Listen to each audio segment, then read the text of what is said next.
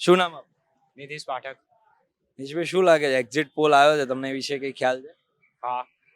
280 થી 380 થી 353 સુધીની સીટોની વચ્ચે આવવાની છે મોદી સરકાર. સત્ય છે કે એ બધા ઈવીએમ ના ગોટાળા છે? આવી જશે મોદી સરકાર આરામ. શું કારણે આવશે? છે વિકાસ છે, મતલબ બધી રીતનો વિકાસ છે, ઘણી જગ્યાએ નથી પણ ચાલે એમ. હવે થોડુંક તો કઈ કોમ્પ્રોમાઇઝ જગ્યાએ? શિક્ષણમાં ને એ બધામાં થોડુંક વિકાસની જરૂર છે.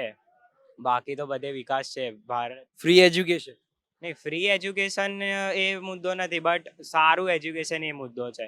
લાઈક જે પ્રમાણે અમુક ડીમ યુનિવર્સિટીઝ ક્લાસીસ એ બધું જે બહુ વધારે પડતું વધી રહ્યું છે, ગવર્મેન્ટ કોલેજો બંધ થતી જાય છે, એ બધાનું ભરતી નથી થતી.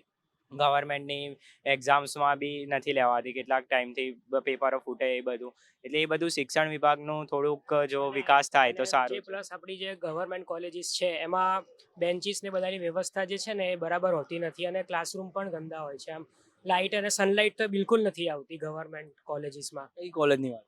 હું પોલિટેકનિક અહીંયા છે ને LM ને LD ને બધી એ વાળી કોલેજમાં હું ગયેલો એડમિશન માટે, પણ પછી મને ના લાગ્યું એટલે પછી મેં સેમી ગવર્મેન્ટમાં લઈ લીધું. અને મારા જે ફ્રેન્ડ્સ છે બધા, એ 70% ફ્રેન્ડ લોકોએ પ્રાઇવેટ કોલેજીસ વધારે પ્રિફર કરી છે ગવર્મેન્ટ કરતાં, ફેસિલિટીઝના અભાવના કારણે. એટલે ગવર્મેન્ટ જે છે આપણી છે તો સરસ, વિકાસ પણ સરસ કરી રહી છે, પણ જે કોલેજીસ છે એમાં ઇમ્પ્રુવમેન્ટની જરૂરત છે. સ્કૂલના ઇન્ફ્રાસ્ટ્રક્ચરની વધારે સારી જરૂર છે, કોલેજોના ઇન્ફ્રાસ્ટ્રક્ચરની વધારે સારી જરૂર છે.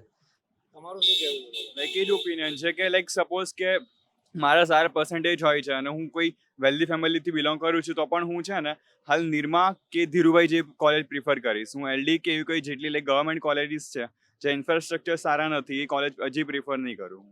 એટલે મારે 4 વર્ષ ત્યાં નીકાળવાના છે, એટલે મારે પોતાનું પણ જોવાનું કે મારી સારી કોલેજ લાઈફ મળે એન્ડ ઓલ દેટ. એટલે ટૂંકમાં ઇન્ફ્રાસ્ટ્રક્ચર કોલેજોનું સારું કરવું જોઈએ. ઇન્ફ્રાસ્ટ્રક્ચર તો મતલબ જરૂરી નથી, એજ્યુકેશન જરૂરી છે. ઇન્ફ્રાસ્ટ્રક્ચર ગમે તેવું હોય, બેસવાની વ્યવસ્થા હોવી જોઈએ.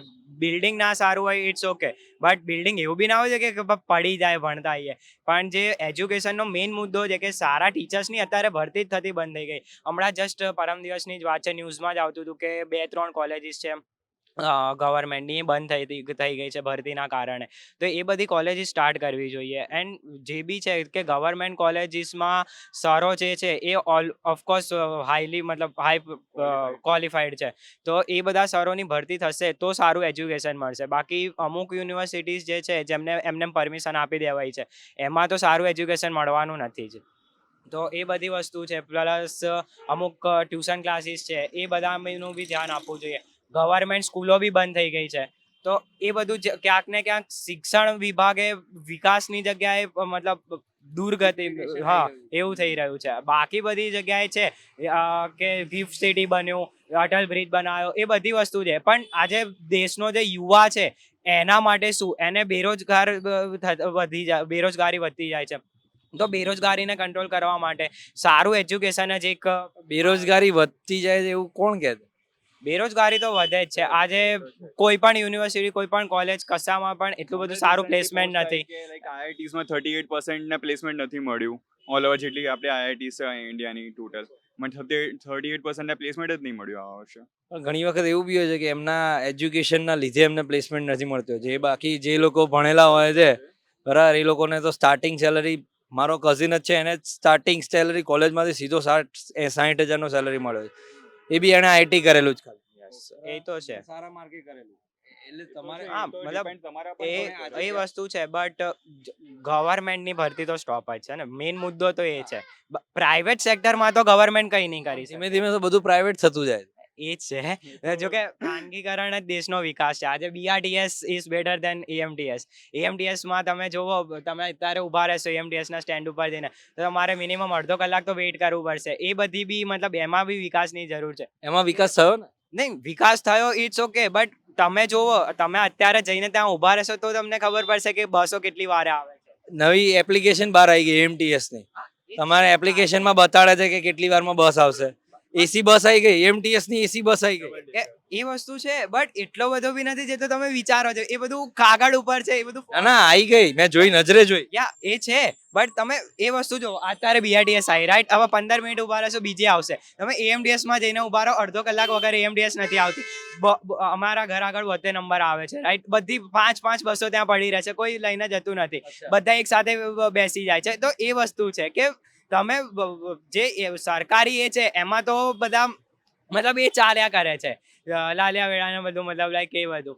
તો જે સરકારનું જે સરકારી ખાતું છે એમાં વિકાસની જરૂર છે. પ્રાઇવેટ સેક્ટર તો પોતાનો વિકાસ કરવાનો છે.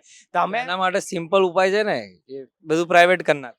એ બી છે બટ એના પછી પ્રાઇસ ને બધું બી વધી જશે ને. પ્રાઇસ તો હવે જો વર્લ્ડમાં, આખા વર્લ્ડમાં પ્રાઇસો વધે છે, એવું નથી હોતું કે આપણા ત્યાં જ વધી. ઉપરથી બહાર કરતા આપણે પ્રાઇસો ઓછી છે, બરાબર.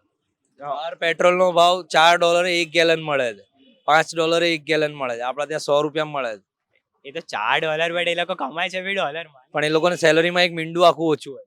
આપણા ત્યાં મહિને સેલરી મિનિમમ 15 થી 10,000 15,000 હોય છે, ત્યાં લોકોનો 1500 2,000 800 900 એવું સામે $1-2 માં વસ્તુ બી મળી રહે. નથી મળતી. નહીં એવું નહીં, હવે કરિયાણું લેવા જાઓ તમે, એટલે બહારના કન્ટ્રીમાં તમને કમસે કમ $35 થી $40 માં ખાલી અઠવાડિયાનું જ કરિયાણું આવે. હવે સામે અઠવાડિયાનો પી એમનો પણ $800 જ હોય. આપણે એમ વિચારીએ છીએ કે $800 ની સામે એ લોકોને એટલું મળે છે, પણ એવું નથી હોતું. આખું એક મીંડું ઓછું હોય. સિમ્પલ લોજિક છે, એક મીંડું ગાયબ કરી દેવાનું. તારા સેલરીમાંથી એક મીંડું ગાયબ કર દો તો ઓટોમેટિક બધું એવું થઈ જવાનું. બરાબર? તારું બધું, બધી વસ્તુઓમાં બધામાં એક મિંડું ઓછું કરી હા. નાખો. ₹100 પેટ્રોલ છે અને એક તમારા સેલરીમાં એક મિંડું કાઢે ને આને $10 કરી નાખે. એ તો એ વાત થાય ને. છે, એ તો છે. પણ છે ચીપ ઇન્ટરનેટ છે. પછી આપણે એની મેડિકલ ફેસિલિટીઝ બી એ લોકો કરતાં ચીપ છે. ત્યાં મારા ઘણા રિલેટિવ્સ છે જે ત્યાં છે ને મેડિકલ લાઈક ઓપરેશન્સ ને બધું નથી કરાવતા. ઇન્ડિયન બધું ચીપ છે એટલે અહીંયા વધારે પ્રિફર કરે. સો હજી તમને એ બી નહીં ખબર હોય, તમે લોકો કોલેજની વાત કરી કે ઇન્ફ્રાસ્ટ્રક્ચરની વાત કરી, 2014 પહેલા જેટલા બહારના લોકો અહીંયા નહોતા ભણતા, આજે એનાથી વધારે લોકો NID છે, ગુજરાત હા. કોલેજ છે, બધી જગ્યાએ ઘણી ઘણી જગ્યાએ આવે છે બહારથી, મને ખબર. આખો એક નવો ડિપાર્ટમેન્ટ છે. હા, મારી બેન ભણે જ છે એમાં, એટલે મને ખબર છે. ઘણા બધી પબ્લિક છે. ઇન્ફ્રાસ્ટ્રક્ચર નું તો મેં કીધું ને, મેં તો જસ્ટ એજ્યુકેશન ની વાત. બટ એવું નથી, મારી બેન ભણે જ છે અત્યારે ગવર્મેન્ટ કોલેજમાં જ ભણે છે. હા, તો એ લોકોને બી એ જ છે કે ગવર્મેન્ટ કોલેજના જે સરો છે એ થોડુંક મતલબ આમ બહુ એ રહે છે કે પોતે તમે જાઓ તો જ ભણાવે, અને બહુ વધારે પડતી. That's why private. હા, એ છે કે પ્રાઇવેટમાં તમારા ઉપર ધ્યાન વધારે અપાય છે એમ. તો તમે એવું જ કહેવા માંગો છો કે બધું પ્રાઇવેટ જ થઈ જાય, બટ પ્રાઇવેટ થઈ જાય એવું થોડી ને હોય ને. થોડુંક તો મતલબ ગવર્મેન્ટ રાખવું જોઈએ. ગવર્મેન્ટના પાસે એમાં એવું છે, ગવર્મેન્ટે તો ખાલી 2-3 વસ્તુઓ જ પોતાની પાસે રાખવી જોઈએ. ગવર્મેન્ટની આર્મી હોવી જોઈએ, ગવર્મેન્ટની પોલીસ હોવી જોઈએ. બાકી બધું પ્રાઇવેટ હોય તો ચાલે. હા, આર્મીમાં બી અગ્નિવીર ને એ બધું મતલબ હવે એવું જ થવાનું છે. અગ્નિવીર એક્ઝેક્ટલી તો મને નહીં ખબર, બટ એમાં જે ઓલમોસ્ટ જે પહેલાનું જે હતું એના કરતા ખરાબ છે એવું મેં સાંભળ્યું છે. અગ્નિવીર એટલું બધું નોલેજ નથી, કારણ કે 12th ચાલતું હતું એ વખતે આવ્યું, એટલે એટલું બધું નથી સાંભળ્યું. તો અગ્નિવીર ખરાબ હોત તો આર્મીના ઓફિસરોએ એનો વિડ્રોલ કર્યો હોત કે એનો વિરોધ કર્યો હોત